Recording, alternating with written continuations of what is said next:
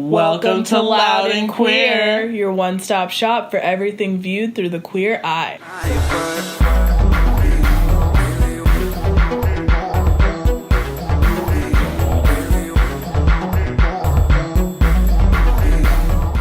So last week we did a little sex education for you guys.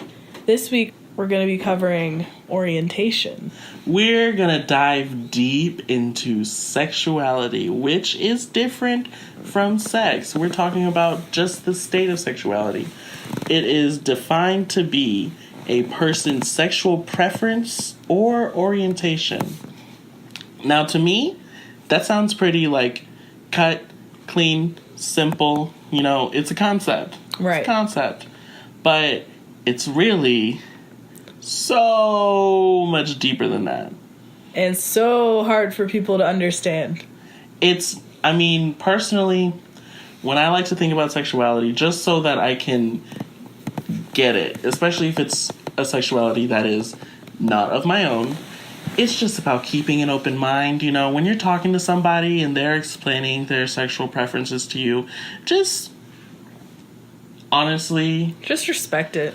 Exactly. Just as it is. We are all unique, individual people. You like what you like.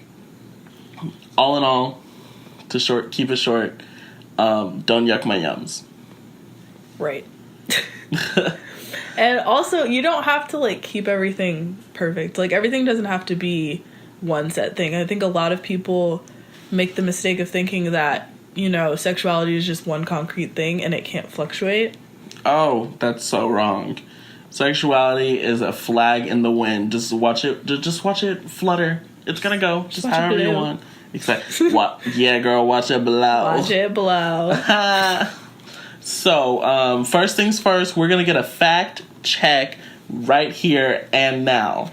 Since we're talking about sexuality, we're gonna talk about what's the difference between gender and sexuality. Because some people still don't exactly have it clear. A lot of people think they're the same exact thing, and they're which is not completely true. Different entities.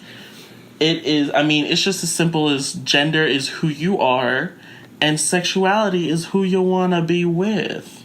And they don't have to be the same thing. Exactly. Especially when we're talking about people are getting confused when a person will transition. For example, we'll have a trans woman who is attracted to women as well.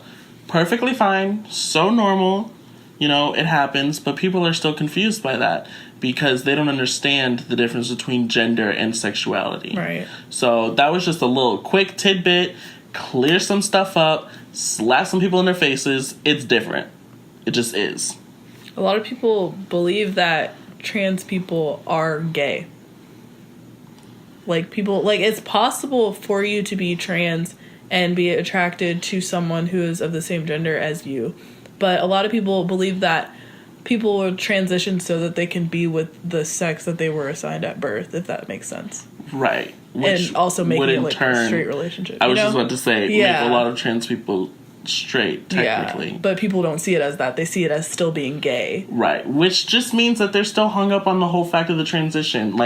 They do not want to look past what that person has transitioned from. And they're letting that fact change their perception of what that person is doing with their life. Exactly. When you just accept an individual as what they say they are, it honestly becomes a lot more simple. It's so easy. I don't understand why people try to nitpick at what people say they like. I don't understand why you would just try to go into someone's head and be like, oh, are you sure it's like this and it's not like that? It's like they said what they said and you're not them.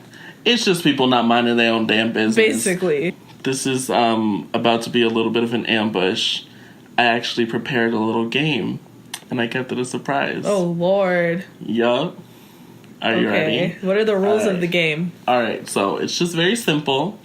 You're just going to guess that sexuality. I'm going to give you either the title or the description, and you got to tell me what the other part is. Okay. So, alright, are you ready? As ready as I'll ever be. I'll start with an easy one just so you can kind of get a hang of the game. All right?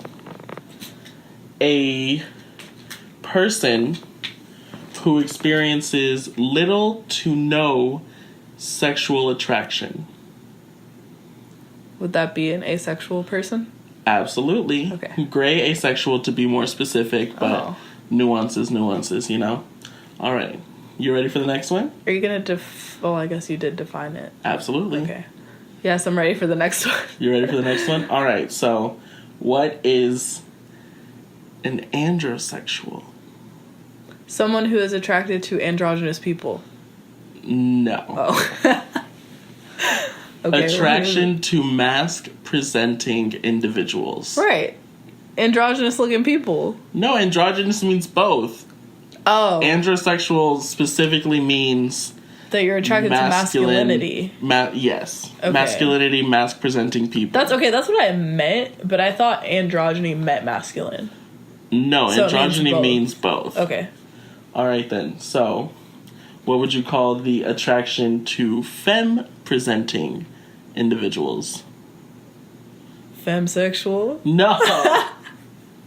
Girl, you need to work up on your Latin and your Greek roots. I never knew those things. Oh, wow. We went to the same school. I did badly in AP. So did I, but that's just because I never did homework. Fuck homework. Fuck Wasting school, my damn man. time. We're not going to get out to that tangent. All right, then. So, It's for another 3 segment. seconds. What you doing?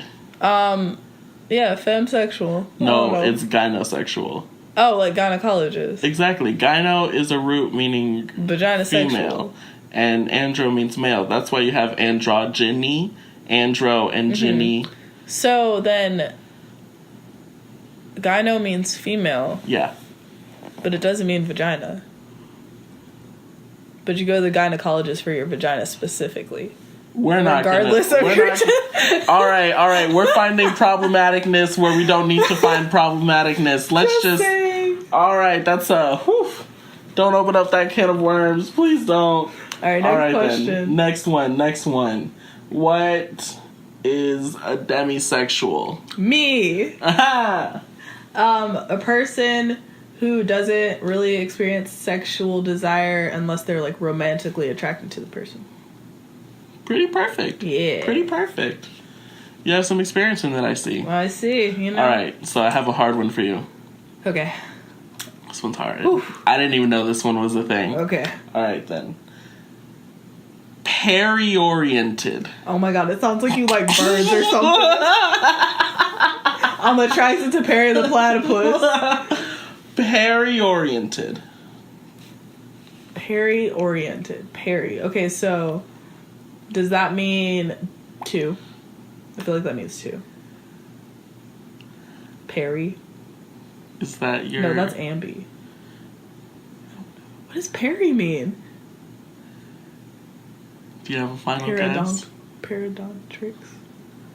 Pentatonics. Perry. Say it again. Peri-oriented. Like you're multiply oriented. You have a lot of orientations. You're all of them. That's my answer. You're all of them. No, it is actually a term when your romantic preference and your sexual preference are the same. Oh, okay. So a heterosexual, heteromantic person or a homosexual, homoromantic person. Okay. They are peri-oriented. That's so interesting. All right. And then there's the other one. There's always a flip side to the coin, right? Very oriented. I am very oriented. So that means that your sexual attraction and your romantic attraction differ. Yes. Okay. In other words, they vary. Mm-hmm. That's also me. That's all. I don't know, man. Who knows? Who knows? All right, that was a cute little game. That was cute. I wanted to try and find some that I'd never heard of before, just so I can learn, and then so that you guys can learn too. Yeah, that's actually really interesting because I learned something today. I did not know. You learned that I'm ready and willing to ambush you with a game. Right. Jeez, I'm pulling out all the tricks. Making me look stupid on the radio. Clearly I wasn't calling number 17. Okay. Oh my god. So, with that topic in mind of all the different ways an individual can express their sexuality, one that's kind of been a topic as of late is monogamy and polyamory. Yes, we actually received a question about this. Yes. Someone wanted us to expand on the topic, so we're here to do that. Absolutely. Love you. So I feel like polyamorous relationships are becoming more mainstream now. Right. And I don't know. How do you feel about that? I mean, when it comes down to it, it is a preference, and that is just cut plain, dry, and simple. You know, if somebody prefers to have multiple sexual relationships at one time, then, I mean, that's just them, you know? I don't have a problem with it. Right. Whether I could never, honestly, put my 2 cents on somebody else's life and tell them what they're doing wrong. Because, you know, I mean, they getting their jollies. They're getting there. They're not bothering nobody. Right. They're not bothering nobody. But I will say, though, in the past, I did have a little bit to say about that. Not that I thought there was an issue with it, but I really thought that monogamy was, like, the default. You know, it's marketed to us. You know, It's like the end game is to get married to, you know, the love of your life and have it's just learned behavior. 12 children, you know. But, you know, a lot of people aren't happy like that. And I can see why it doesn't work out. Like, imagine being with the same person for 10 plus years, you know, doing everything with them. You start to not be your own person after a while. So, you know, exposing yourself to, like, multiple personalities there's nothing wrong with that. A change in scenery. It's good. I think I could definitely understand why some people would like to keep it fresh. I think what's dangerous about the topic is that it really, really touches that border of people that like to slut shame. Yeah. And they like... People think they're just having a lot of sex. Right. And it's not that. It's... I would personally define polyamory, from my interpretation of what I have seen, as just wanting to experience multiple partners.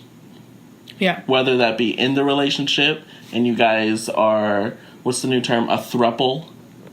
Oh my goodness. I feel so old. I'm like, I don't know what's going on. It's a new term. A throuple. I mean, yeah, it's a thing. You know, 3-person relationships, which I mean... More power to you. Why not? That sounds... And it sounds triangle, difficult. The triangle is the, like, what is it? Not the strongest, but the most stable shape in nature that there is. Really? Yeah. Oh. Is that why 3 is the magic number? 3 is the magic number for a lot of reasons. Yeah. Witchcraft, religion, math. Death. Oh, you took it. People die in 3s. Hey, this is a happy thing. This is... Loud and queer. Yeah, just letting perk up. But I do think it takes, you know, a lot of commitment to be in a relationship like that. You know, you have to... I don't know, I haven't experienced it personally, but I would assume that you would have to be on your toes and make sure that you are accommodating each person. But it's just... I feel like it's just a way of spreading the love. Like, if you can give your love to multiple people, that's amazing. I think less of it as, you know, keeping the, you know, maintaining 2 people at different time. And the way I see it is just kind of like having multiple sources of love and affection and just everybody being okay with it. It just seems like... It seems like a no pressure situation. Right. It just seems kind of like... It's a safe haven kind of thing. Like, not only do you get to share a beautiful thing with one person, you get to share it with multiple, and then it just becomes like this open space of love and experimentation and acceptance. And I think that could be really beautiful. I will say, yesterday, actually, I was watching this YouTube video of this couple that broke up. Because, you know, all the YouTube couples are breaking up, which is funny. I'll never break up with you. Oh. Do you mean that? No. Oh, well. We're going to be Camera value. We're going to be the next one. But, yeah, I don't usually follow YouTube couples or anything like that. But for some reason, I clicked on this video.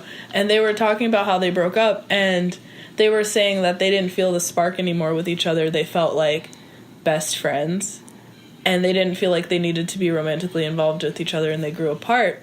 And I feel like that's possible in every relationship. I feel like, you know, you have your time with each person, and there is no reason for you to restrict yourself, because you'll have multiple loves in your life, you know, all throughout. Mm-hmm. And I think that our person, quote unquote, is in the form of a lot of things. It doesn't have to be in the form of a monogamous partner, which makes polyamory way more feasible. I think it just makes sense.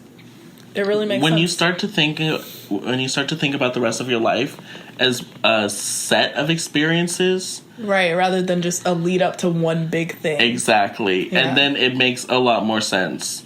It's kind of like, as you travel on life's road, why not stop and smell the flowers? I think it's a mark of being truly sexually liberated. I see that.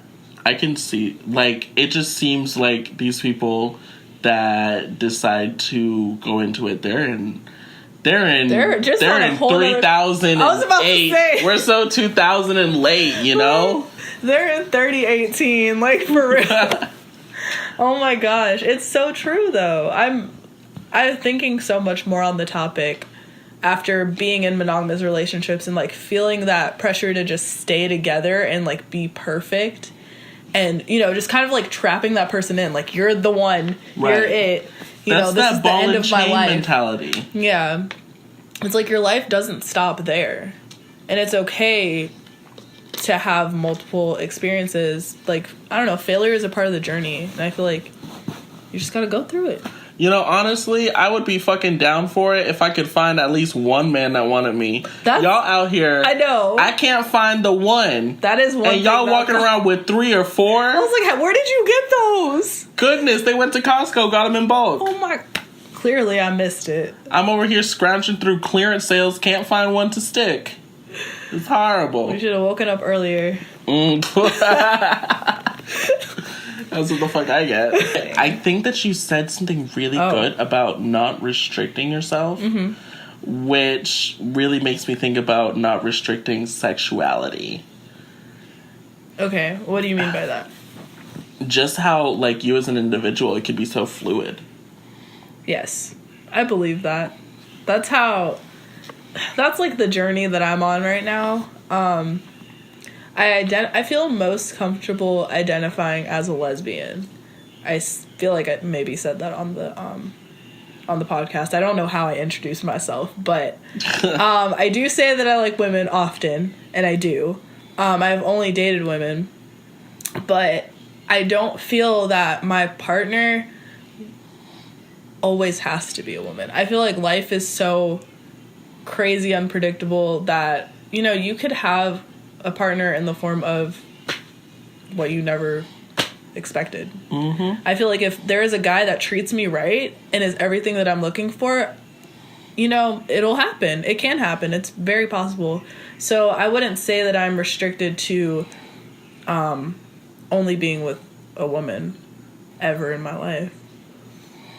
I think it's just so important to expunge all of biases and learned behaviors that society has, like, pushed on us when it comes to sexuality, because when you really just grow into your own and learn your true self, you're gonna have a lot better relationship with yourself mentally, right, emotionally, and just really let your freak flag fly. God damn it, you know. But this is a really good example, because today I was reading this fantasy novel, and before that I was reading this sci-fi novel, and like I grew up not liking any of that stuff. I was like, I like to play with dolls, and I don't want to play with Legos or anything that makes me think. I don't want to watch you know, like superhero movies or anything like that.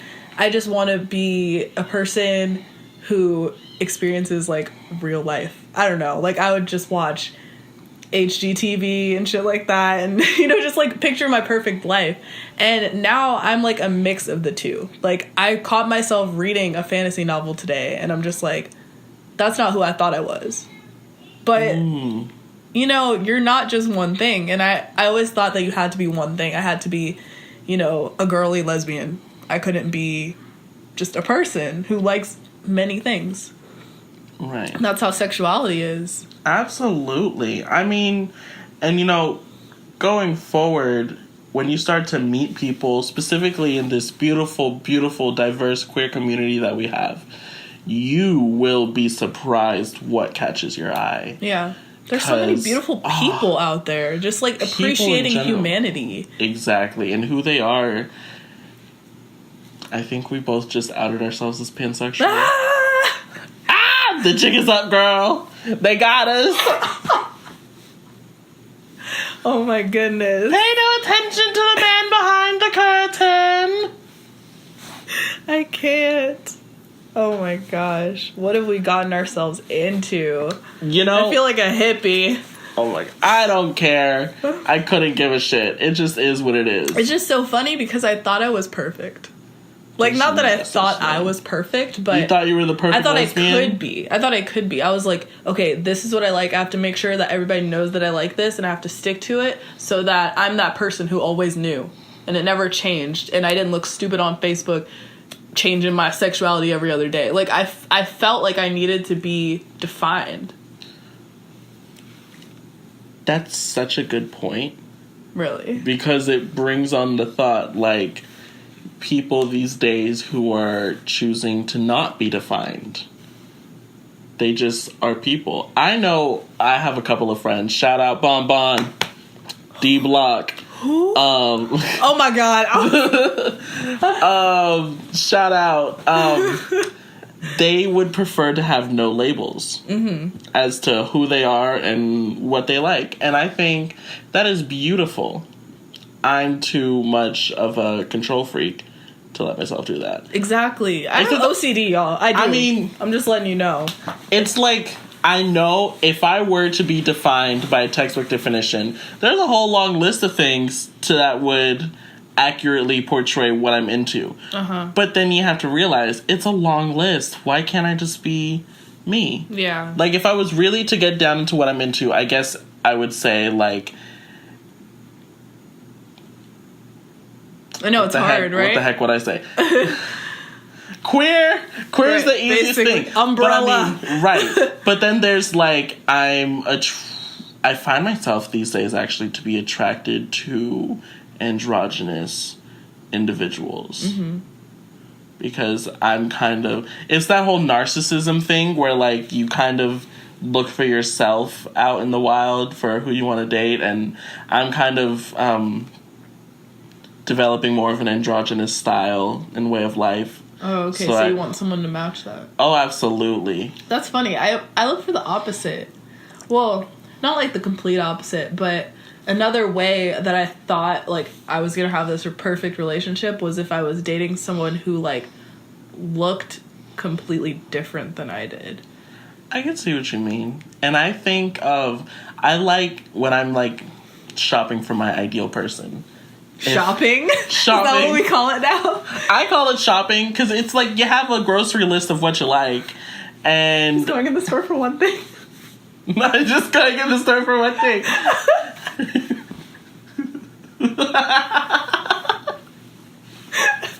That's how we describe monogamy. Absolutely. Just going in the store for one thing. So everybody has kind of a shopping list. You have a list of things that you like and what you look for in a potential partner. And I just find that people who express an interest in androgyny are just so attractive to me. I like that open mind concept, you know? Like, I could see that because they're just so free, you know? Yeah, what even is gender? It doesn't exist. Gender is a social construct. Shout out Taylor. C Block. Shut up. But that reminds me though that I talked about earlier. My, I guess, demisexuality, because I said that was me. I didn't like going into this topic. I didn't really realize what sexuality was because I don't think about people in a sexual way. And so if I were to define myself in the most comfortable like way, I would say that I am a lesbian, but I I'm not necessarily sexually attracted to women. I can be sexually attracted to men, but I see myself dating women. You are very oriented. Very oriented and demisexual. I learned the very oriented part today. That's so cool. But I don't think about sex with women. I think about, warm and fuzzies with women. So, homo-romantic. Homo-romantic, which is how I defined myself before. I know, I realize some people find comfort in the labels. I definitely liked when I learned that, wow, there's a word for it. Yeah. I can finally express it. Yeah. But sometimes I feel like the label itself is such a heavy chain because with the definition comes stigma. Right. And that's just something I try to avoid in my life. I don't want to carry heavy labels and have somebody have a preconceived notion of the type of person that I am just off of words. That does not appeal to me, not one bit. I also don't want people to play like a guessing game with me. Like, I'll expose myself. I've been like, not in a gay way. I say in a gay way as like a romantic way. But I've been talking to some boys, okay? Just to kind of like expand my crowd because I only exclusively talk to women when I'm on dating apps. So I was like, let me see what the boys are about. Like, let me see if they're nice or whatever. And I've been talking to a couple of people and like, they're, interesting people, but I feel weird about opening up as, someone who is in the LGBTQIA community to, someone who is probably straight. So I don't like to talk about my labels because I don't like to get into that type of conversation with just anyone, Absolutely. And you have every right to keep it as a personal thing. Yeah. But then people get offended when you, like, don't say anything about it. Like, I feel like I'm... Oh, they can eat a dick. They can eat a whole dick. It just feels like you're keeping a secret. Okay, here's a little tidbit. If you get offended when someone tells you that they don't feel comfortable telling you something, why? Right, it's not your business. It's not your information. It's not your business. Mind your own fucking business.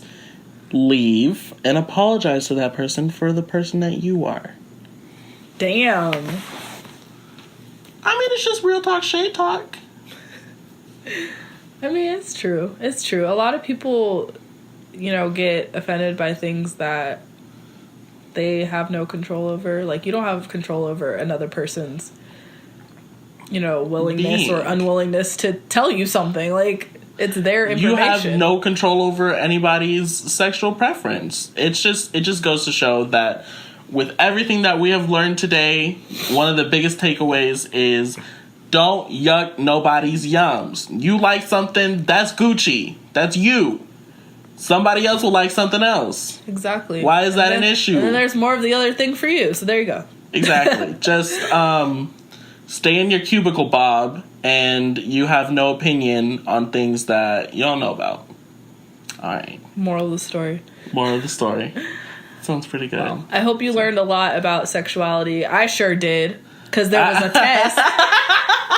Didn't know. Pop quiz! Didn't study. But I hope you guys out there learned a lot. And I hope that you heard us loud and queer.